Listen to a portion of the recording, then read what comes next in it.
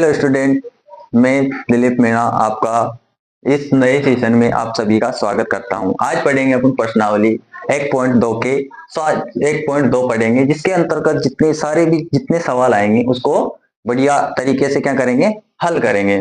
तो पहला क्वेश्चन है अपना प्रश्नावली 1.2 का पहला क्वेश्चन है कि सिद्ध कीजिए कि √5 एक अपरिमेय संख्या है। तो सबसे पहले तो अपन को ये मालूम होना चाहिए कि भाई अपरिमेय संख्या किसे कहते हैं और परिमेय संख्या किसे कहते हैं। तो देखो, अपरिमेय संख्या क्या होती है? अपरिमेय संख्या, अपरिमेय संख्या, अपरिमेय संख्या। और एक होती है परिमेय संख्या। दो प्रकार की संख्याएं होती हैं, एक परिमेय संख्या और एक अपरिमेय संख्या।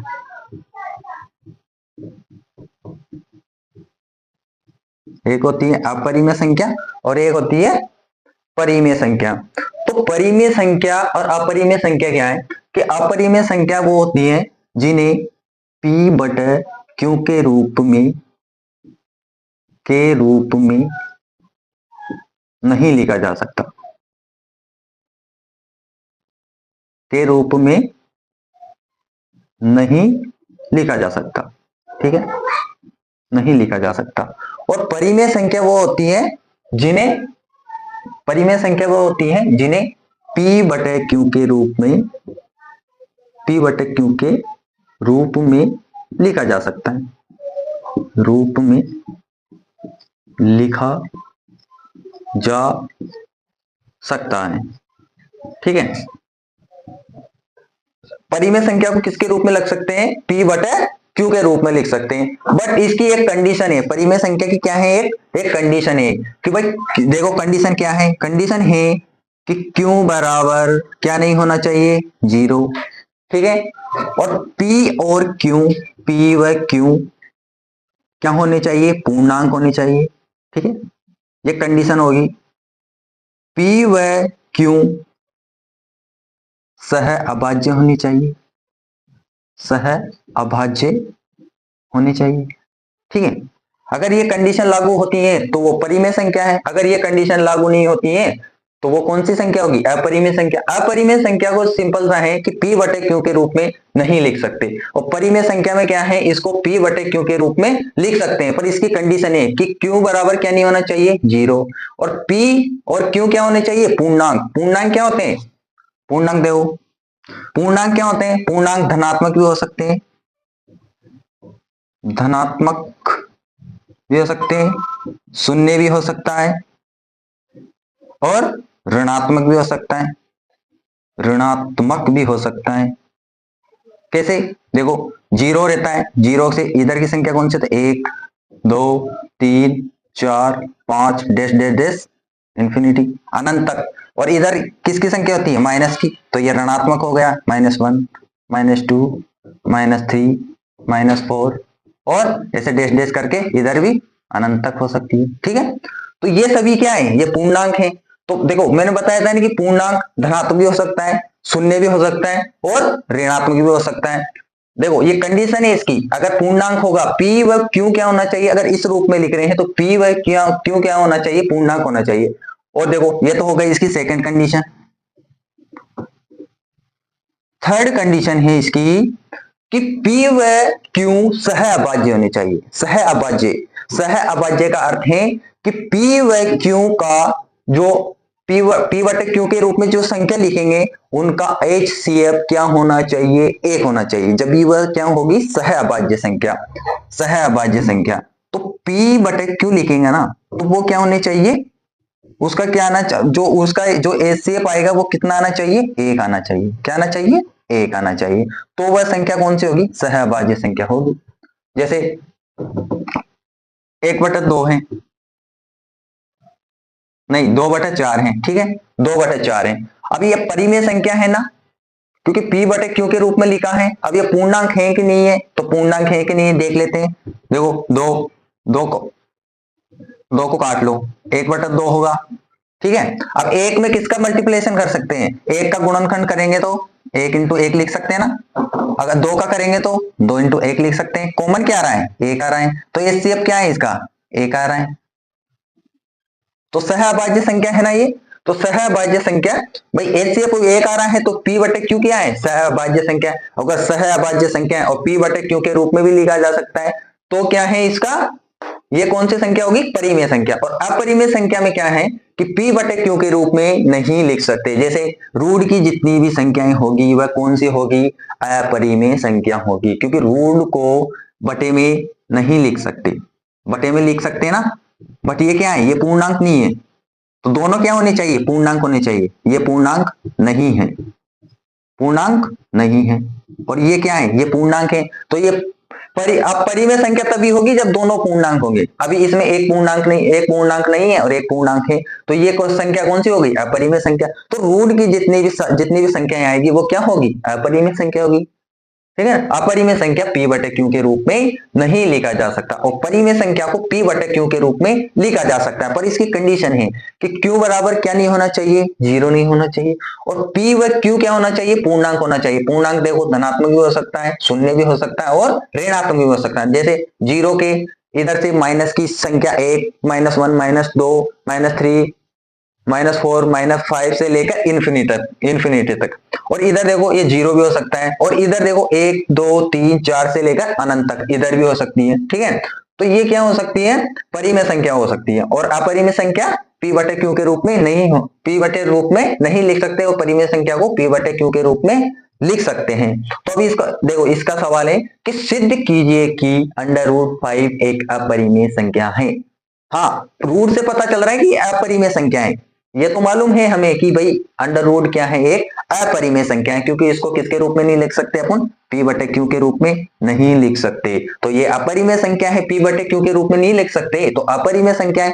पर इसको क्या करना है, अपन को सिद्ध करना है। तो सिद्ध करना है तो देखो कैसे करेंगे, इसको मिटा लेते हैं।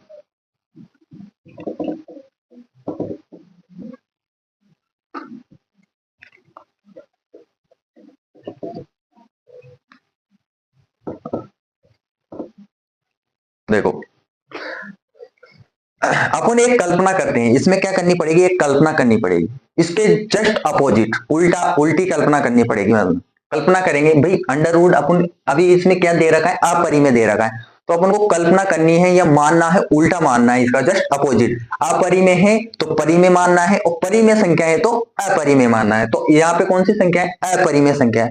तो अपरिमेय संख्या है तो अपन को कौन सा मानना पड़ेगा, अंडर रूट परिमेय संख्या माननी है। तो मान लेते हैं, माना कि यह है इसका आंसर, देखते हैं क्या आता है। माना कि √5 एक परिमेय संख्या है। देखो उल्टा मान रहे हैं ना, परिमेय संख्या है। ठीक है, परिमेय संख्या है ना। अंडर रूट क्या है, एक परिमेय संख्या है। तो देखो परिमेय संख्या है तो देखो √5। ठीक है, अब परिमेय संख्या को कैसे लिख सकते हैं, पी बटे क्यू में लिख सकते हैं ना भाई, पढ़ा था ना आपने कि भाई परिमेय संख्या को किसके रूप में लिखा जा सकता है, पी बटे क्यू के रूप में लिखा जा सकता है। तो ठीक है, लिख दिया। अब इसके नीचे क्या छिपा रहता है, 1 छिपा रहता है ना। कोई संख्या अकेली रहती है तो उसके नीचे क्या छिपा रहता है, 1 छिपा रहता है। ठीक है, तो 1 छिपा रहता है तो देखो इसका क्रॉस गुणा कर देते हैं पहले। तो इसका ऐसे गुणा कर देते हैं ऐसे, क्योंकि देखो बराबर के इधर अगर बीच में बराबर रहेगा तो ही क्रॉस गुणा कर सकते हैं ऐसे, वरना अगर इसमें इसके मान लीजिए बराबर की जगह अगर प्लस माइनस का कोई सा भी चिन्ह होता तो फिर अपन को क्या लेना पड़ता, एलसीएम लेना पड़ता है। अगर बराबर का चिन्ह आ रहा है तो आप डायरेक्ट क्या कर सकते हो, क्रॉस गुणा भी कर सकते हैं। तो इसका देखो क्रॉस गुणा करने पर इधर लिख लेते हैं, क्रॉस गुणा करने पर। ठीक है, करने पर। ठीक है, अब करो, क्रॉस गुणा किया तो क्या हुआ, पी इंटू पी तो इधर आ जाएगा, और √5 और क्यू इधर आ जाएगा। ठीक है, इसका गुणा हुआ तो 5 क्यू हो गया अंडर रूट, और इसका गुणा हुआ तो पी का गुणा एक में करेंगे तो पी तो आएगा, 1p लिखेंगे या पी लिख दो, एक ही तो पी है। ठीक है, तो अब देखो, अब क्या करेंगे कि दोनों पक्षों में क्या करना पड़ेगा, वर्ग करना पड़ेगा। दोनों पक्षों में वर्ग करने पर, दोनों पक्षों में वर्ग करने पर, क्या करने पर, वर्ग करने पर। तो वर्ग करने पर देखो, वर्ग करने पर क्या होता है, पी के ऊपर क्या जाएगा, स्क्वायर और अंडर रूट 5q का भी वर्ग करते हैं। ठीक है, वर्ग ऐसे करते हैं ना भाई, ऐसे लिख दिया, मान लीजिए कोई संख्या दे दी है 5, तो 5 का वर्ग करेंगे तो ऐसे लिखेंगे ना। ठीक है ना, तो 5 का वर्ग होता है ये। ठीक है, तो ठीक क्या है ना। तो अब देखो, अब इसको √5 और 5 क्यों का ये खोलेंगे, स्क्वायर करेंगे तो क्या आएगा। चलो पी का स्क्वायर करते हैं, तो पी का वर्ग करते हैं तो पी स्क्वायर आ जाता है। अब √5 क्यू का स्क्वायर करेंगे तो क्या आएगा, √5 क्यू का स्क्वायर करेंगे तो क्या आएगा। ठीक है, पहले अंडर रूट का कर लेते हैं। √5 का वर्ग कर रहे हैं ना, तो 2 बार गुना होगा। ठीक है, 2 बार गुना होगा। तो अगर अंडर रूट वाली 2 संख्या आ जाती है तो रूट के क्या निकल जाती है, वो संख्या बाहर निकल जाती है। तो रूट के बाहर निकलेगी तो कौन सा हो जाएगा, 5। ठीक है, और क्यू का क्यू स्क्वायर हो जाएगा। ठीक है, ये आ गई है अपने पास में समीकरण 1। ठीक है, इसको समीकरण 1 मान लेते हैं। ठीक है, समीकरण नंबर इसको क्या मान लिया, 1 मान लिया है। 1 मान लिया है। तो अब देखो समीकरण 1 में देखो, अब इसको ऐसा भी तो लिख सकते हैं, देखो पी स्क्वायर और क्या आ रहा है उधर 5 क्यू स्क्वायर। ठीक है, अब ये गुणे, मतलब मान लीजिए ये मल्टीप्लाई में है, अब ये संख्या 5 की इधर जाएगी तो क्यू स्क्वायर बराबर इधर का पी स्क्वायर बराबर 5 है। मतलब ये संख्या क्या हो रही है, पी स्क्वायर की संख्या किससे विभाजित हो रही है, 5 से विभाजित है ये संख्या। पर लिख सकते हैं ना 5 को, अगर ये मल्टीप्लाई में है इधर जाएगी तो भाग में जाएगी, भाग में जा रही है तो मतलब ये संख्या जो आ रही है पी स्क्वायर, ये किससे विभाजित है, 5 से विभाजित है। ठीक है ना, तो इसमें देखो, तो समीकरण 1 में फिर ऐसे लिखना है कि पी स्क्वायर 5 से विभाजित है, यानी 5 का भाग जा रहा है, विभाजित है। जब पी स्क्वायर विभाजित है तो पी भी तो विभाजित हो सकता है ना। मान लीजिए कि 5 है और 5 5 से विभाजित है। ठीक है, 5 5 से कटता है ना एक बार, अगर 5 का, ठीक है 25 मान लिया, 25 का, ठीक है 25 है, तो 25 किससे करता है, 5 से कटता है ना। ठीक है, अब ये किसका वर्ग है, 5 का है, तो 5 भी तो कटता है ना भाई।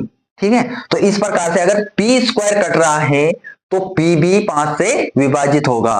अगर मान लीजिए में P2 5 से विभाजित है तो P भी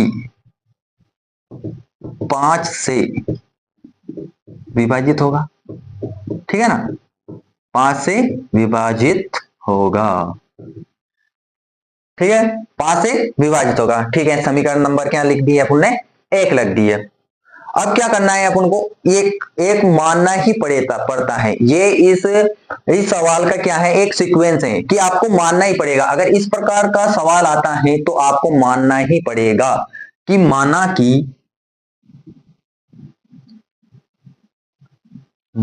कि P बराबर 5, एम रख दो, एक्स रख दो, कुछ भी रख सकते हो अपने हिसाब से, कुछ भी रख सकते हो, एक्स रख लेते हैं। ठीक है, क्या रख लेते हैं, एक्स रख लेते हैं, कुछ भी रख सकते हो, बट आपको ये मानना ही पड़ेगा कि P बराबर 5x है। ठीक है, ये तो आपको मानना ही पड़ेगा। ठीक है, तो अब देखो क्या करते हैं, अब ये माना ना तो इसका इधर करते हैं ना, इधर कर लेते हैं इसको। ठीक है,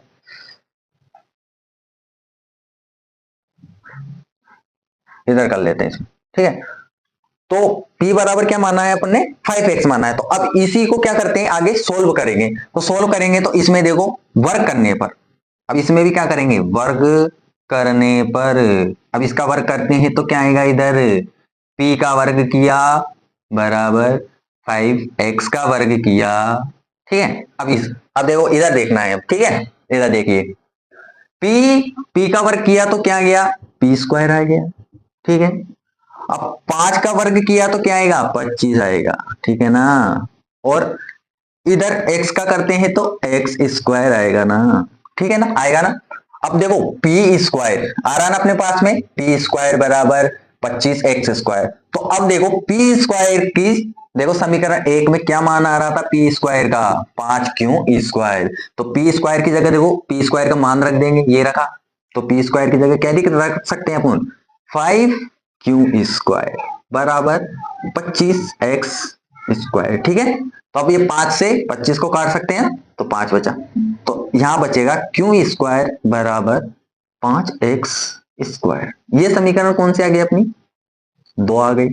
अब इसमें भी देखो, इसमें भी क्या है, इसमें भी इसकी तरह ही, इसकी तरह ही क्या है, इसका ये सीक्वेंस आ गया। देखो इधर देखते हैं इसको भी, ऐसे कैसे, क्यू स्क्वायर है तो बराबर है 5x स्क्वायर है, तो अगर ये 5 है इधर जाएगा तो किस में आ जाएगा, क्यू स्क्वायर के अपोन में आ जाएगा, यानी बटे में आ जाएगा। तो क्यू स्क्वायर किससे विभाजित है, 5 से विभाजित है ना। तो देखो समीकरण दो में क्यू स्क्वायर 5 से विभाजित है, किससे विभाजित है, 5 से विभाजित हैं, तो क्यों भी 5 से विभाजित होगा।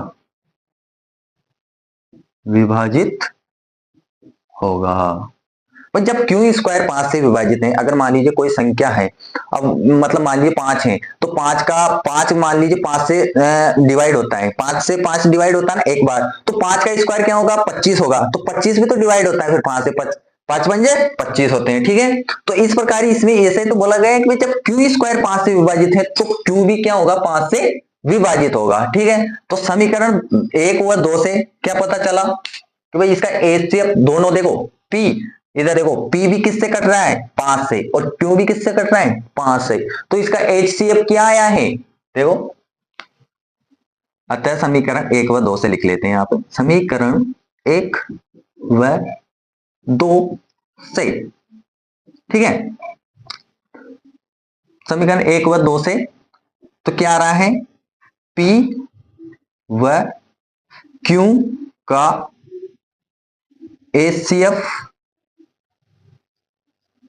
क्या नहीं आ रहा है, 0 नहीं आ रहा है, नहीं आ रहा ना भाई, 0 थोड़ी आ रहा है, क्या आ रहा है, एचसीएफ 5 आ रहा है, 0 थोड़ी आ रहा है, नहीं सॉरी 0 नहीं 1, कितना आना चाहिए एचसीएफ, 1 आना चाहिए, तो 1 नहीं आ रहा है, एचसीएफ 1 आना चाहिए, पी व क्यू का एचसीएफ 1 आएगा तभी क्या होगी, परिमेय संख्या होगी। तो अपन परिमेय संख्या मान रहे हैं ना, माना कि 5 एक परिमेय संख्या है, तो परिमेय संख्या है तो एचसीएफ क्या आना चाहिए कि पी व क्यू क्या होना चाहिए, सहअभाज्य होनी चाहिए। सहअभाज्य का अर्थ मैंने बताया था कि भाई इसका एचसीएफ क्या आना चाहिए, 1 आना चाहिए, तो एचसीएफ अपने पास में 1 आ ही नहीं रहा, 1 से थोड़ी हो रहा है, वो विभाजित किससे हो रहा है, 5 से विभाजित हो रहा है, 5 से विभाजित हो रहा है, पी भी 5 से विभाजित हो रहा है और क्यू भी किससे विभाजित हो रहा है, 5 से विभाजित हो रहा है, तो इसका एचसीएफ क्या आ रहा है, दोनों 5 से विभाजित हो रहे हैं, तो क्या होगा इसका एचसीएफ 5 ही आएगा, तो 5 नहीं आ रहा है, 5 आ रहा है और 1 नहीं आ रहा है, तो अतः हमारी, फिर लिखेंगे आगे कि अतः हमारी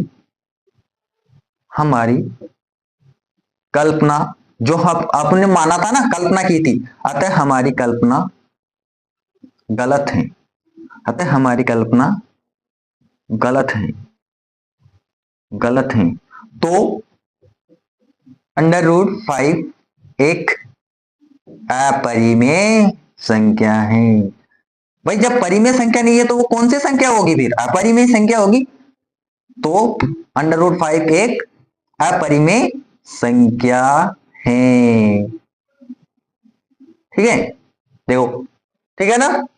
अब देखो अगला सवाल देखना है, अब इसका प्रश्न नंबर 2 देखेंगे। पहला देखो, पहला सवाल आ गया ना समझ में, बिल्कुल बढ़िया तरीके से समझाया, अच्छे से समझना है आपको, फिर इसको नोट कर लेना और फिर देख देख के फिर आप इसको और देख लेना कि भाई सही तरह से क्या है क्या नहीं है इसमें, अभी तो सब समझ में आ जाना चाहिए।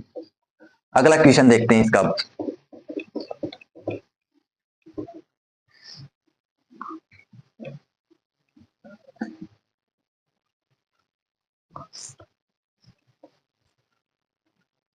प्रश्न नंबर 2 है इसका, प्रश्न नंबर 2 है भाई, प्रश्न नंबर 2 है इसका कि सिद्ध कीजिए कि, क्या करना है, सिद्ध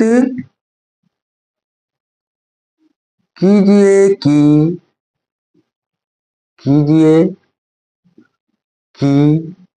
3 + 2 √5 एक क्या है, अपरिमेय संख्या है, क्या है, अपरिमेय संख्या है, क्या है, अपरिमेय संख्या है। बस आपको दे तो रखा है उसने कि ये एक अपरिमेय संख्या है, पर आपको क्या करना है, सिद्ध करना है, प्रूव करना है कि भाई ये संख्या है वो अपरिमेय संख्या क्यों है। ठीक है, तो वही वही वापिस से कर लेंगे। अब क्या करेंगे, इसको वापिस से करेंगे तो क्या करना है, वही कल्पना करेंगे। पहले तो कल्पना क्या करनी है, हमेशा उल्टी करनी है। मान लीजिए अपरिमेय संख्या है तो परिमेय संख्या की कल्पना करनी है। तो लिखते हैं, ठीक है, हल हल लिखते हैं इसका। हल देखो, कल्पना करें, मान लेते हैं, माना कि 3+2 √5 एक परिमेय संख्या है। भाई जस्ट अपोजिट मानना है ना अपन को, तो अपोजिट मानेंगे तो अपरिमेय है ना, तो परिमेय मानेंगे। तो एक परिमेय संख्या है, परिमेय संख्या है, ठीक है, परिमेय संख्या है। ठीक है, अब ये परिमेय संख्या है तो क्या माना है अपन ने, 3+2 √5 को क्या माना है, P/Q माना है। भाई माना है ना, यही तो माना है, जिसको क्या बोल रहे हैं अपन, परिमेय संख्या बोल रहे हैं। तो परिमेय संख्या है तो P/Q के रूप में लिख सकते हैं। ठीक है ना, यही है ना, हाँ, P/Q के रूप में लिख सकते हैं। ठीक है, तो अब देखो ये 3 का है ना, अब ये 3 इधर जाएगा तो किसका हो जाएगा भाई, माइनस का हो जाएगा। तो 2 √5 बराबर P/Q। अब ये 3 है, प्लस का है, इधर आया तो माइनस का हो जाएगा, तो माइनस के 3 हो जाएंगे ना। ठीक है, अब देखो, अब ये √2 है, अब ये किसमें है, 2 √5 है, तो 2 के बीच में किसका निशान है, किसका चिन्ह है, इंटू का चिन्ह है ना, मल्टीप्लाई का चिन्ह है। तो मल्टीप्लाई के चिन्ह को इधर लाते हैं तो वो हमेशा किस में जाता है, बटे में जाता है, या अपोन में जाता है, या भाग में जाता है। ठीक है, तो √5 को इधर अकेला छोड़ देते हैं। ठीक है, और P/Q -3 भाई 2 भाग में तो जाएगा, चलो ये संख्या के भाग में चला गया। अब देखो अंडर रूट अपन को मालूम है कि ये कौन सी संख्या है, अपरिमेय संख्या है, ये अपरिमेय संख्या है। और बराबर के इधर की संख्या कौन सी है, परिमेय संख्या है ये। देखो P/Q के रूप में लिखाव में आ रहा है, ये लिखने में आ रहा है, तो ये परिमेय संख्या है, परिमेय संख्या है। ये एक अपरिमेय संख्या है और एक ये परिमेय संख्या है। तो अपरिमेय संख्या और परिमेय संख्या कभी भी बराबर नहीं हो सकती है। ठीक है, हाँ, कभी भी बराबर नहीं हो सकती है। तो अपन ने कैसे लिख दिया कि भाई ये बराबर है, बराबर नहीं होगी। तो हमारी कल्पना क्या है, गलत है, गलत है तो भाई हमारी कल्पना क्या है, फिर लिख देंगे यहाँ पे, अतः हमारी कल्पना, अतः हमारी कल्पना, अतः हमारी कल्पना गलत है। गलत ही तो है भाई, अपरिमेय संख्या परिमेय संख्या के कैसे बराबर हो सकती है, अतः हमारी कल्पना गलत है, हमारी कल्पना गलत है। गलत है तो 3+2 √5 एक अपरिमेय संख्या है, अपरिमेय संख्या है,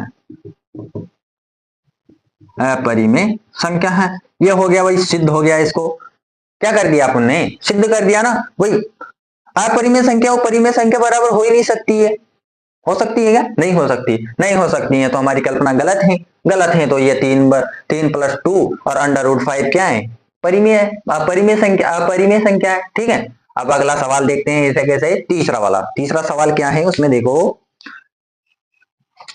तीसरा सवाल है अपने पास कि सिद्ध कीजिए कि निम्नलिखित संख्याएं अपरिमेय हैं। वही सिद्धि तो करना है अपन को, अपरिमेय संख्या है। तो देखते हैं ना, देखो देखते हैं अभी।